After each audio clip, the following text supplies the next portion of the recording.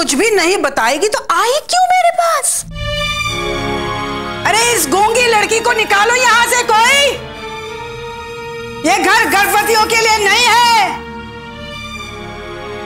माओ के लिए नहीं है। ये घर है सिर्फ ये छोटी छोटी लड़कियों के लिए। ज्यादा संसारे को पीछू टान नहीं सादे जुन्ने ये घर। এখন তুই বল তুই কোনটার মধ্যে পড়িস? বল বল আমার। আম্মা আম্মা ঋষি হঠাৎ করে মিসিং হয়ে গেছে, ওকে আমি কোথাও খুঁজে পাচ্ছি না। আর এই কলকাতা শহরে আমার থাকার মতো আর কোনো জায়গা নেই আম্মা। যদি আমাকে তোমার কাছে কটা দিন থাকতে দাও তাহলে আমি ঠিক ঋষিকে খুঁজে বার করবো। আম্মা কটা দিন আমাকে থাকতে দাও তুমি তোমার কাছে। ये घर यतीम खाना है क्या? हाँ बोल तो तू लोग। ये घर यतीम खाना है कि যখন তুই এসে থাকতে চাইবি আমাকে জায়গা দিয়ে দিতে হবে? আমার তো তোমার কাছে কোনো জোর নেই আম্মা। এক অর্থে তুমি আমার গুরুমা, তাই আমি তোমার কাছে এসেছিলাম কয়েকটা দিন থাকার দাবি নিয়ে। তুমি যদি আমাকে এখন থাকতে না দাও ঠিক আছে, আমি চলে যাব। আমি রাস্তায় রাস্তায় ঘুরবো, আমি চলে যাব আম্মা।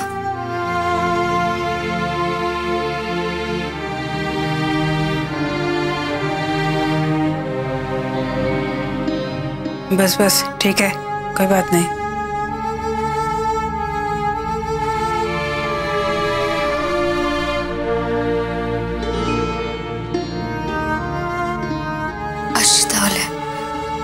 ये बच्चा किसका है नहीं बताई? बच्चाटा आमार। आशी अम्मा।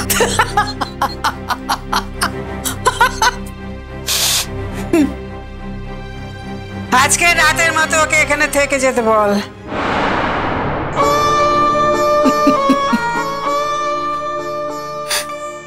अम्मा अम्मा আমি তোমার ঋণ কোনোদিন শোধ করতে পারবো না আম্মা, তবে আজকে রাতের এই আশ্রয়ের কথা আমি চিরকাল মনে রাখবো, চিরকাল মনে রাখবো আম্মা।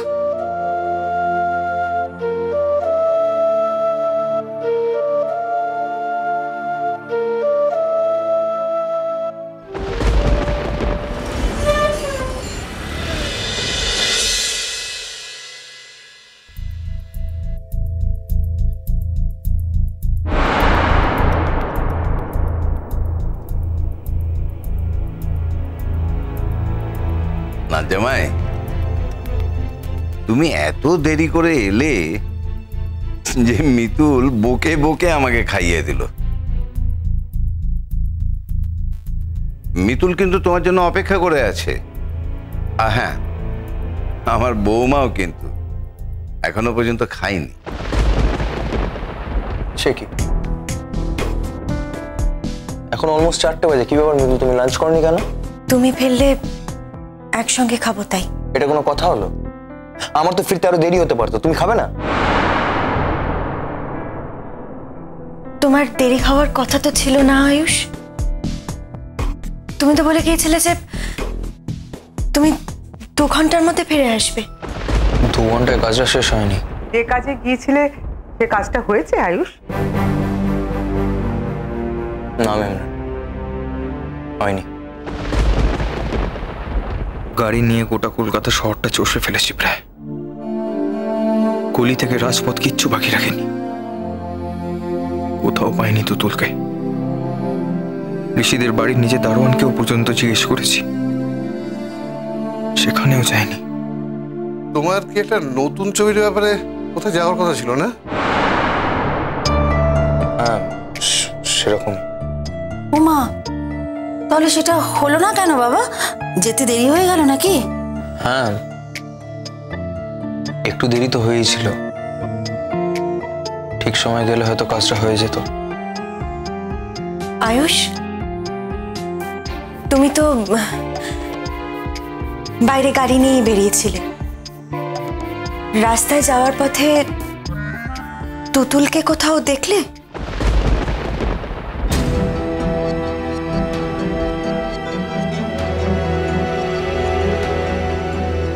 ঠিক বুঝলাম না। না বোঝার মতো তো কোনো কথা আমি বলিনি তোমায়।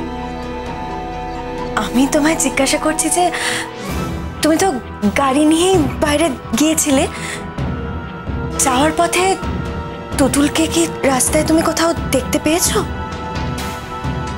না, মেয়েটা একা একা কোথায় চলে গেল কে জানে। খুব চিন্তা হচ্ছে তাই। আচ্ছা, এই বাড়িতে কি ওই মেয়েটার কথা মানে ওকে বাদ দিয়ে কি আমরা কোনো কথা বলতে পারি না? সত্যি যতই ভাবে এই মেয়ের প্রসঙ্গ তুলবো না, ঘুরে ফিরে ওর কথাই আসে। আর তোকেও বলিনি তুল, সে মেয়ে তো কখন বেরিয়ে গেছে, তার কত পরে আয়ুষ গেল।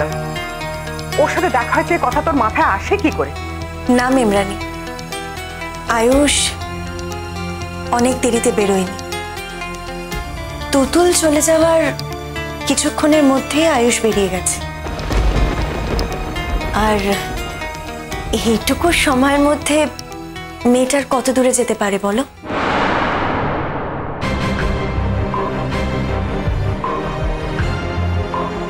আয়ুষের সিনেমার ব্যাপারে কথা বলতে যাওয়ার ছিল ঠিকই, কিন্তু আমার মনে হয় ও যাওয়ার সময় রাস্তাতে তুতুলকে খুঁজতে খুঁজতেই গেছে, তাই না আয়ুষ? তুমি এক্স্যাক্টলি কি বলতে চাইছো আমি বুঝতে পারছি না মিতুল।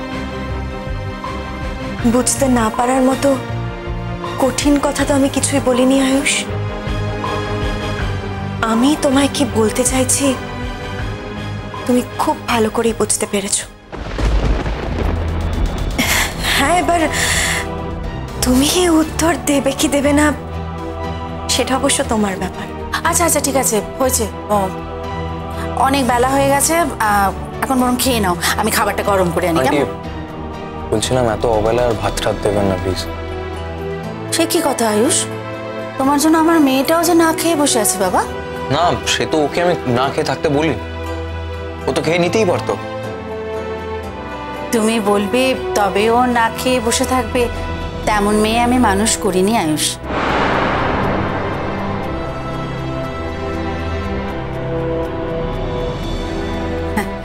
যাকে তুমি এখন কি খাবে বলো, আমি সেরকম ভাবে গরম করে এনে দিচ্ছি। না না আন্টি ঠিক আছে, আপনি যা দিতে চাইছেন দিন, একটু একটু অল্প করে দিন। থাক আয়ুষ, আমাকে খুশি করার জন্য বা আমার মাকে খুশি করার জন্য তোমার কিছু খেতে হবে না। তোমার যা ইচ্ছে করছে তুমি তাই খাও। আমি আমি তোমাকে ব্রেড দিতে বলি?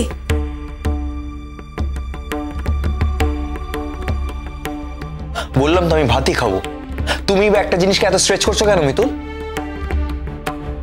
কোনো কারণে কি তোমার মুড অফ দাদু ভাই? কি আশ্চর্য, মুড অফ হতে যাবে কেন? মুড অফ হওয়ার মতো তো কিছু ঘটেনি দাদা সাহেব। মুড টুড অফ না, অ্যাকচুয়ালি একটু টায়ার্ড লাগছে। কলকাতার এই প্রান্ত থেকে ও প্রান্ত ড্রাইভ করে যাওয়া একটু একটু হেক্টিক তো বটেই।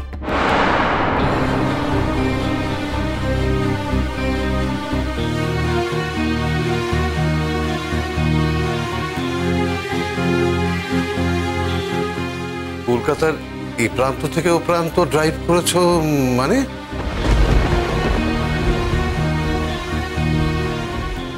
এটা কি বলে ফেললাম আমি? মিতুল তো ঠিকই বুঝেছে যে আমার নিজের কোনো কাজ ছিল না, আমি শুধু তুতুলকে খোঁজার জন্যই রাস্তায় বেরিয়েছিলাম।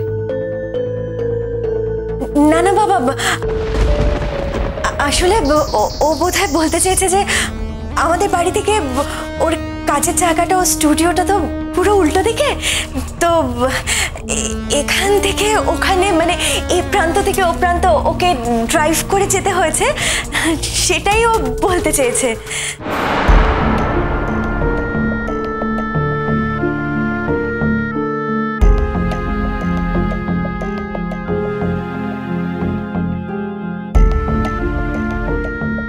মা, অনেক বেলা হয়ে গেল, এবার ওর খাওয়ার ব্যবস্থা করো। হ্যাঁ হ্যাঁ যাচ্ছি।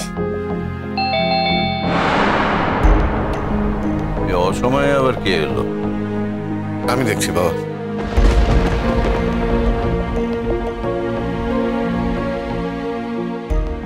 কোনো কারণে তুতুল ফিরে আসতে পারে না, হয়তো কোথাও আশ্রয় না পেয়ে আরো দুদিনের জন্য এখানেই এসেছে। এই বেলটা কি তুতুলের হতে পারে না?